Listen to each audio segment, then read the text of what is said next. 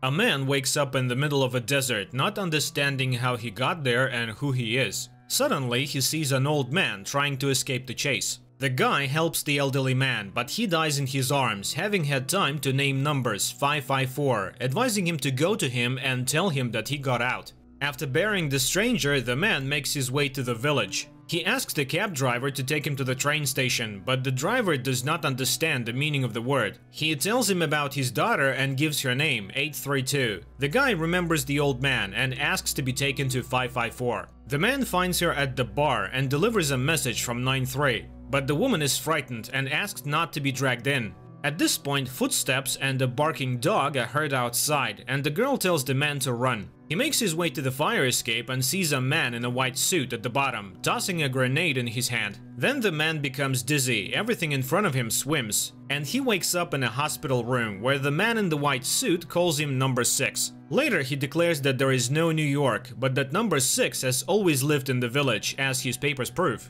Number 6 is taken to his house, but he looks around and goes to the street, where he sees cheerful, happy people. He buys a map of the village, but there is nothing marked outside. A woman doctor catches up with him on the street and tries to persuade the man not to look for a way out, while he looks at the ghostly towers of high-rise buildings on the horizon. Then he jumps into an empty cab by the curb and drives into the desert. But as he climbs the mountain, he sees only sand and rocks in the distance. The action rolls back to an evening in New York when Michael meets a girl in a bar. The next moment, the doctor finds him lying on the sand and takes him to the village. Waking up, number 6 tells him about the meeting at the bar, but he does not remember what happened next. After getting to the town, number 6 realizes that the numbers on the doors of the houses correspond to the names of their residents, and then he finds house 93. He searches the apartment, not knowing what he is looking for. At that moment, number 2 enters, accompanied by a young man. Again, he convinces the man that there is nothing but the village, to which number 6 reasonably observes, if the old man has been followed, it means that he has learned something.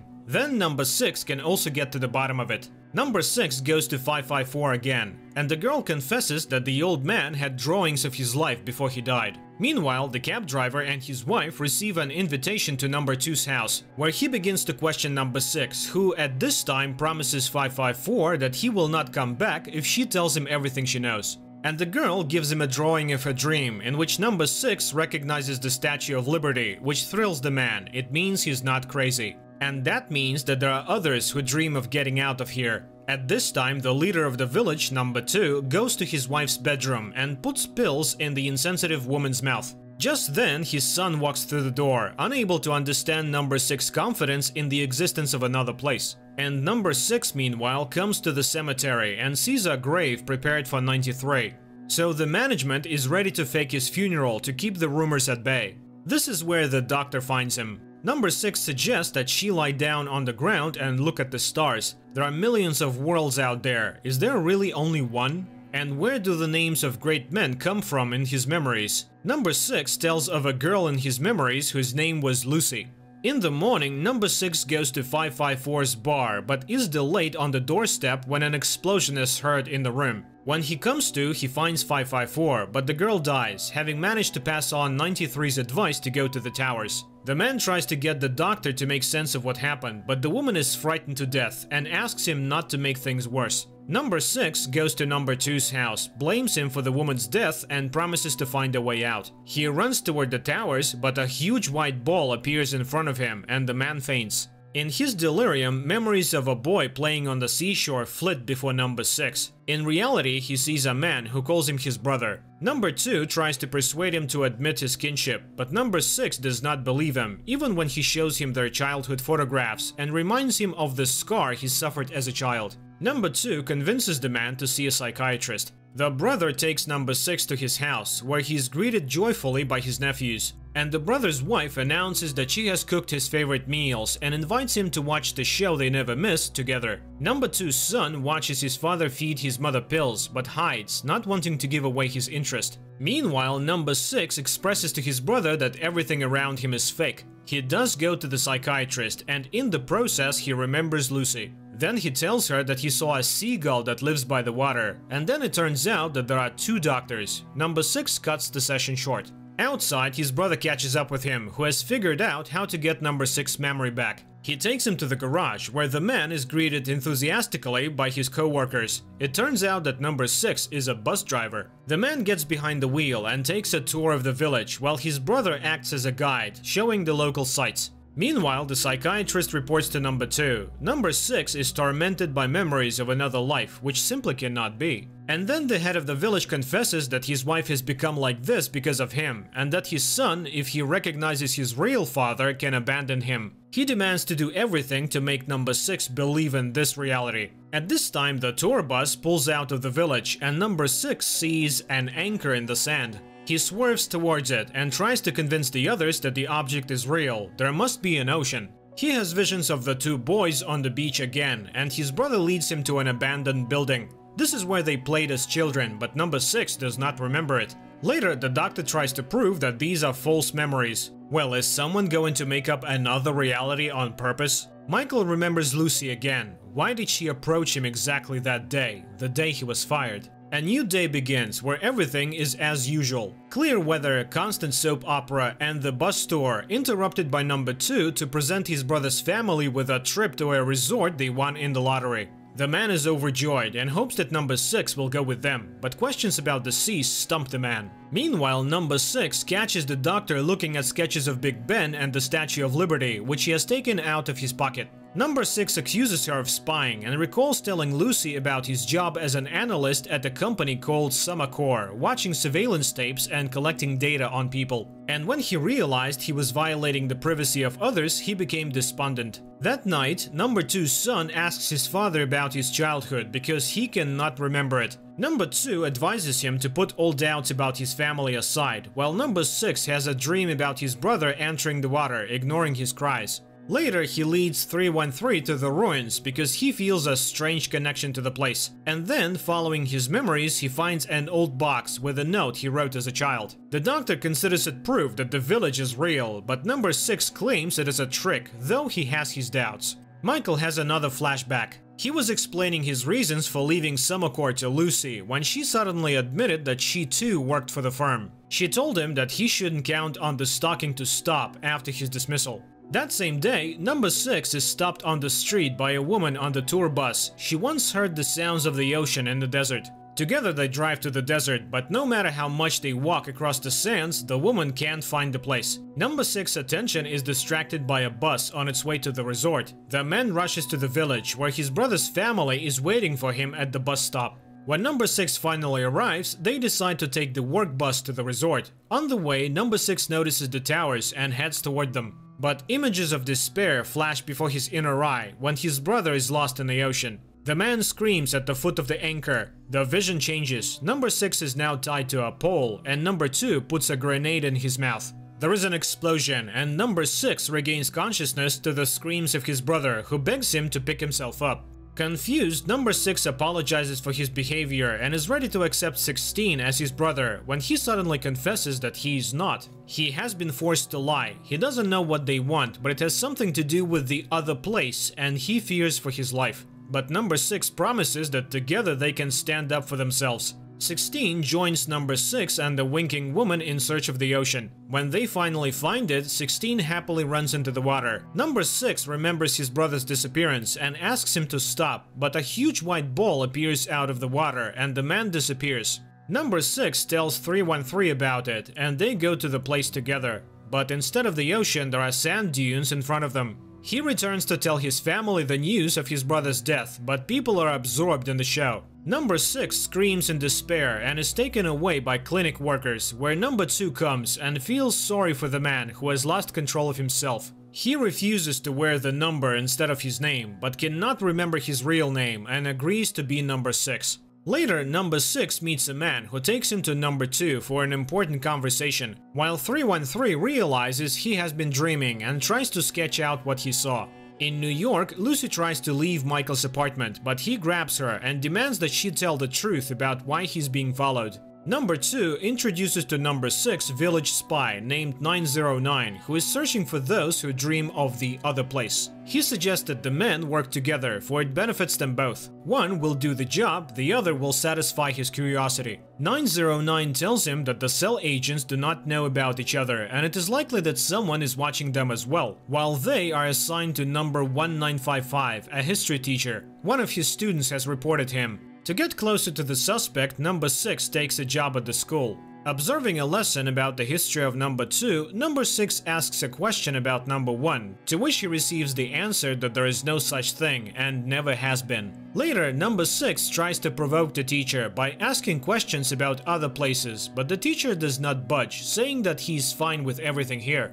Meeting with 313 after this conversation, he shares his conclusions that everyone around him lives in fear. Later, 909 and number 6 observe the history teacher. He likes to swim and he always dines alone, which 909 finds suspicious. And to make matters worse, the teacher leads a group of runners who are prime candidates for dreamers. During this conversation, number 6 notices 313 ahead of the running group.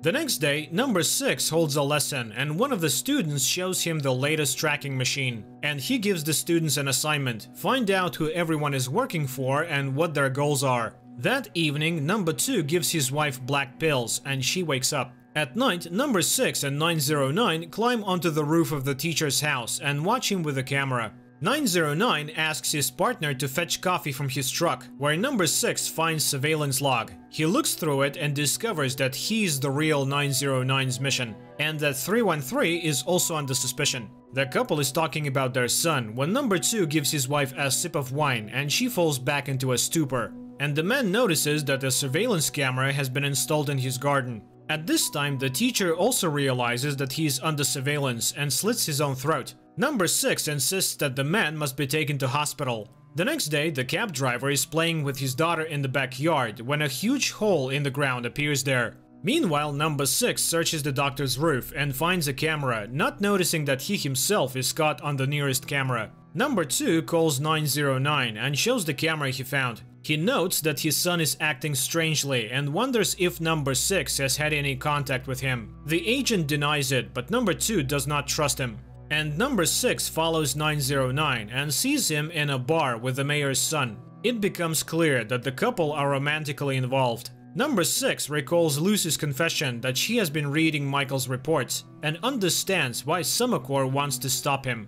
And in the village, he visits the teacher in the hospital and asks for help finding the other dreamers. But the man denies his involvement in any activity. The conversation is interrupted when number 6 senses that he's being followed. He runs after the stranger but loses sight of him, unaware that he has been spied on by his student. The next day, number 2 gives number 6 an assignment to spy on 909. But the latter first wants to warn the doctor. Only the woman shows him her own surveillance photos. He is the agent himself, having climbed on her roof. At this time, number 2's son is waiting outside his house for 909. The agent suggests that they take a break because number 2 suspects them. Number 6 enters and finds them embracing. He demands that they stop following the doctor or their affair will become public. Later, the father informs his son about the surveillance and says that he doesn't trust 909. He is determined to get all of his agent's secrets out. And then number 2's son goes to 909 with a knife. But the agent doesn't even think about resisting. He turns his back on the guy, letting him kill him. Meanwhile, number 6 runs to 313's house, but only sees her being driven away in a black van. He runs to 909 for help, but finds him bleeding out. The agent asks number 6 to confirm that the dreams are true and dies upon hearing the confirmation. New York. Lucy tries to get Michael to admit why he quit his job, and suddenly she realizes he is already with those people. In the village, number 6 finds number 2's son in the bar and asks him to help find 313. Number 2's son sends him to the tunnels, a place inhabited by unmasked dreamers, passing the man off as sick 909. In the tunnels, number 6 finds his apprentice, who in turn helps him to find the doctor. But while they are looking for a way out, the white ball appears.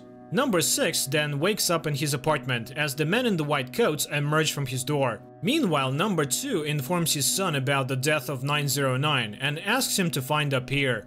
New York. Lucy says that she hears the name Curtis whispered on the decisions floor and insists that they go to Summercore immediately. Michael kicks her out. She writes down the number and asks him to call her if he changes his mind. In the garden of the palace, number 2 treats the student to ice cream and thanks her for stalking number 6. Then he exposes her for spying on him as well, so the girl has to go to therapy. At this time, number 6 wakes up to the voice of a woman announcing on TV that it's time for him to find a romantic couple. He goes to 313 and she explains that this is how all couples find each other. Meanwhile, a big hole in the ground is forming in number 2's yard, which he attributes to climate change. Number 6 goes to the Modern Love Bureau. At first skeptical, he is delighted when the system pairs him up with 415, a blind woman who looks just like Lucy in New York. In the meantime, number 2 has a conversation with the doctor. He knows that she's a dreamer and she will have to betray number 6 even though she loves him. And number 6 goes to see 415. The girl explains that her blindness is the result of childhood trauma. He tries to convince her that they have met before in another life and recalls how close they were in New York. Then the girl says she doesn't usually act so impulsively. And 415 agrees to go to number 6 apartment. The action jumps to different times. Number 6 does not understand where he is Michael and where he is in the village. He tries to prove to Lucy that they have met in a past life. The girl freaks out and leaves. The next morning, number 2 observes his son stealing samples of pills from the safe. The boy takes them to the clinic and asks 313 to determine their content. Later, the father warns his son that once he learns the truth about the holes and his mother, there will be no turning back. Meanwhile, number 6 and 313 visit the cab driver and his family. The cabbie shows them the hole in his backyard. While the adults are distracted by champagne, the little girl falls into the hole and disappears. The loudspeakers in the village announce that every house should have a pig to combat weather anomalies, as their breath is a proven atmospheric stabilizer. The hole in 147's yard is backfilled, after which number 6 goes to number 2, hoping to find out where the girl disappeared to. But he leads him to his pit and advises him to marry 415. Or to jump into the pit and find out what's in there firsthand. That night, the doctor, under number 2's supervision, injects number 6 and 415 with a hormone drug that makes people fall in love. The next day, number 6 visits 415's father and he convinces him to think about marriage. In the evening, 313 meets number 2's son and reveals the ingredients in his mother's pills. One a strong sedative, another a hallucinogen, and another of unknown origin. In the meantime, number 6 tries to ease 147's family's suffering from a missing child, while the doctor finds herself in number 2's bedroom, where she sees number 2's wife sleeping. The man is interested in the possibility of reversing love. 313 speaks affirmatively, but she is against such a way of winning the man over. That night, 313 goes to number 6 and confesses her feelings as he falls asleep. People from the clinic arrive and take him away. The doctor injects him with the drug, but the man wakes up and number 2 confesses that they caused his love artificially. But the man disagrees with this statement. His love is real, and he intends to marry 415. New York. Lucy and Michael wake up together. Lucy feels that she is not being her usual self and tries to leave, but Michael offers to cook breakfast for her. The girl asks for oranges. The man's consciousness is double again. He proposes marriage to Lucy and 415, and both respond by saying yes. On their wedding day, the doctor shows up at the church to tell number 6 that his feelings for 415 will not last. When the bride arrives, 313 kisses number 6. Sensing this, 415 runs off into the desert. Number 6 catches up with her moments before the white ball attacks. The two women take turns flickering. Lucy convinces Michael that she needs to leave because she brings danger, and 415 is knocked down by the bright flash and away from the ball. Number 6 calls her Lucy and tells her about their meeting in New York. She tries to deny it, but eventually agrees with what he says. Number 2 brings her to the village to break his heart. Distraught, number 6 comes to equally distraught 147, who wants to jump into another pit to find his daughter. Number 6 is trying to convince him not to, and while he restrains his friend, 415 jumps into the pit.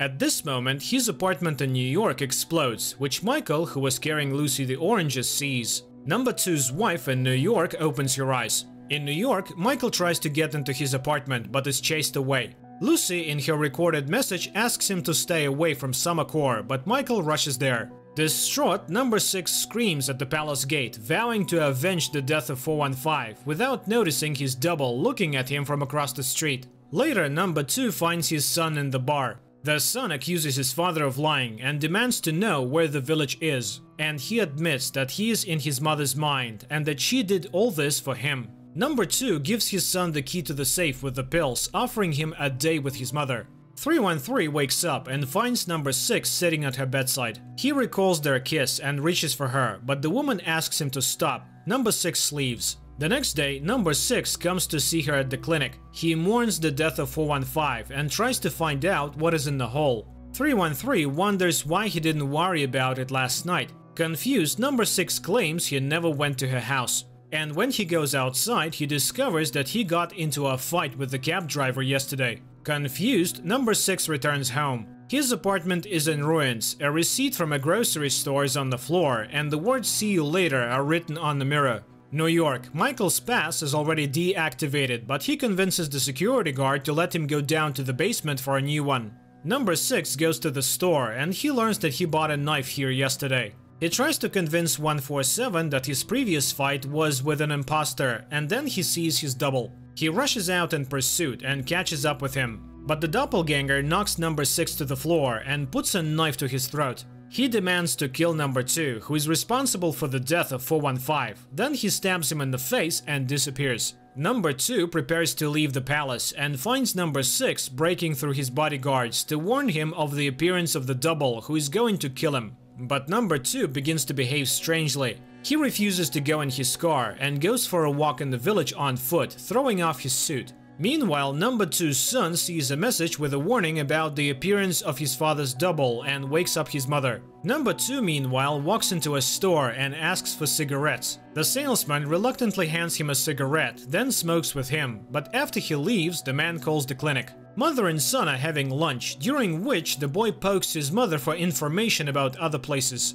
But the woman convinces him that the village has everything he needs for him. Number 6 again tries to warn number 2 of the danger, but he calls himself a vagrant without a number and is not afraid to die. Nevertheless, when he sees number 6's double, he agrees to get into the cab driver's car. And he takes him to his home to protect him from being caught as a wanderer without a number. Meanwhile, Michael goes to get a new card and recognizes the man as the village shopkeeper. The access specialist is skeptical until Michael proves that they share the same memory. 147 and his wife treat number 2 to cake until agents searching for the double arrive. Number 2 flees while his wife goes out for a walk without noticing the formation of a new hole in the yard. Later, number 2 comes to 313 and wonders if she wants to see the other place. He promises to grant her wish, even against her will. At this time, the son again asks his mother for permission to go to the other place. And the woman confesses that the holes appear when she is awake.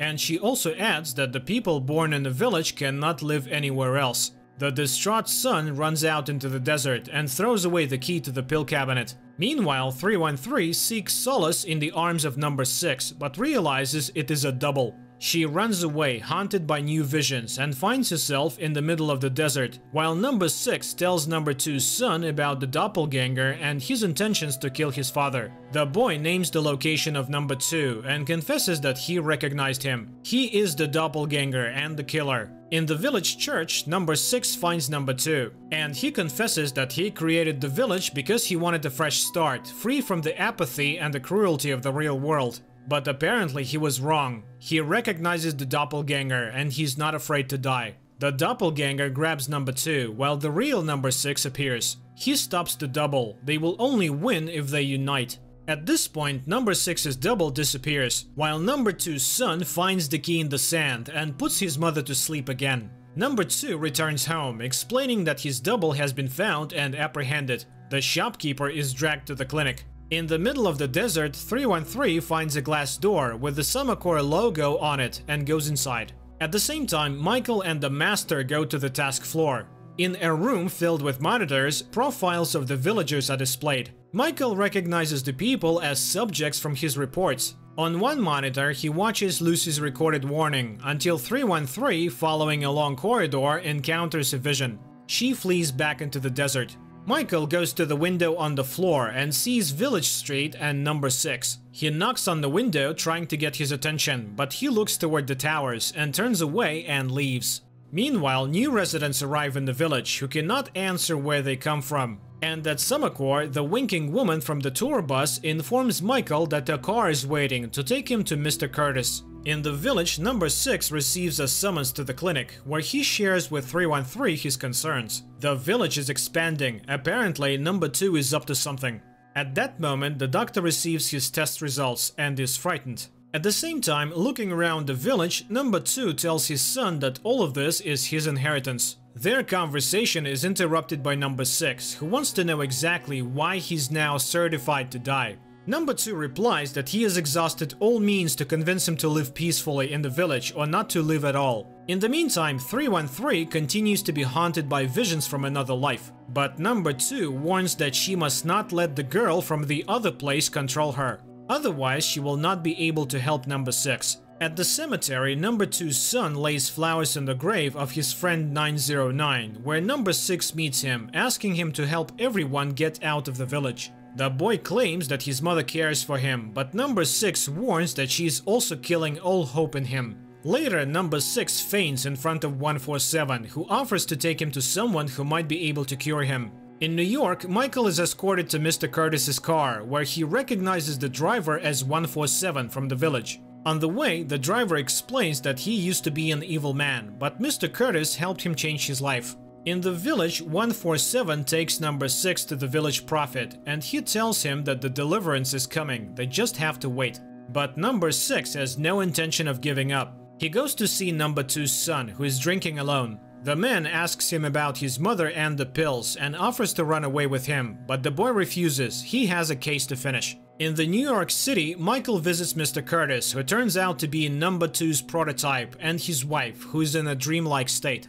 Mr. Curtis explains that the village is an experiment taking place in the woman's mind. She sacrificed herself so that broken people could have a better life, if only in her mind. At this time, number 2's son enters his parents' bedroom and strangles his mother to death. Mr. Curtis confirms that it was Michael who found everyone in the village. Meanwhile, at the clinic, number 2 taunts dying number 6 with details of his upcoming funeral. Later, number 2 returns home to find his wife dead and his son missing. He and his assistant search the bar and discover that his son has hanged himself. Number 2 takes his body out and places it in a glass coffin. More and more earth holes begin to open up in the village. Number 2 visits 147 and asks that at just the right moment the man shout the phrase that number 6 is the first. Back in New York, Mr. Curtis shows Michael the positive impact of the village on suffering people. The man recognizes the inhabitants of the village, who here in real life are cheerful and contented. And yet he is convinced that people should not be helped without their consent. Mr. Curtis offers Michael the opportunity to continue the experiment and gives him a pass to the Summercore's main floor. At this time, number 2 offers 313 a way to save number 6. Number 2 finally realizes that number 6's weakest point is his humanity. He is so right that he wants to live his life according to his conscience. If she wants to save him, she must give herself to number 6. Later, he reminds number 6 that the doors are open and he can go wherever he wants. But first he must confess that he needs the village, and it is his fear that causes the white ball. Number 6 sees this object and, unable to confront his deepest fear, runs away. The villagers gather for number 2's son's funeral. Number 6 comes too, for his fever has miraculously passed. Number 2 reads the eulogy and confesses to the crowd that his son's death was suicide and that they are all prisoners of the village. At this time, in a New York church, Mr. Curtis introduces Michael to Sarah, 313's prototype. She's mentally ill, suffering from the effects of childhood abuse. The man tells Michael that he worked with the girl for a long time until she resisted. Meanwhile, number 2 admits that he cannot save the village and soon everyone will be in the abyss. The child throws a stone in number 2's face and he points to number 6. He can answer all their questions and he calls him number 1. Mr. Curtis asks for help to cure Sarah, for Michael is number 1. The crowd begins to chant that number 6 is number 1 and will save them all. Number 2 tells number 6 that the only way to plug the holes is for a dreamer to take his wife's place. That's when 313 steps forward and takes the pills. Michael takes Sarah by the arm, catching her as she falls. And number 2 puts a grenade in his mouth. He gives it to number 6 and pulls out the pin. Mr. Curtis returns home and finds his wife healthy. On the appointment floor, Michael takes over as the new head of Samakor. On the high ground by the village, number 6 and sleeping 313 look out at the world around them. The man confesses that he has only now realized how beautiful it is here and intends to create a good village. 313 sheds a tear. The film is quite complex. It is not always immediately clear what is real and what is a flashback or hallucination, especially when it comes to the same characters. But everything is redeemed by a rather unpredictable ending, which explains all the strangeness of the plot.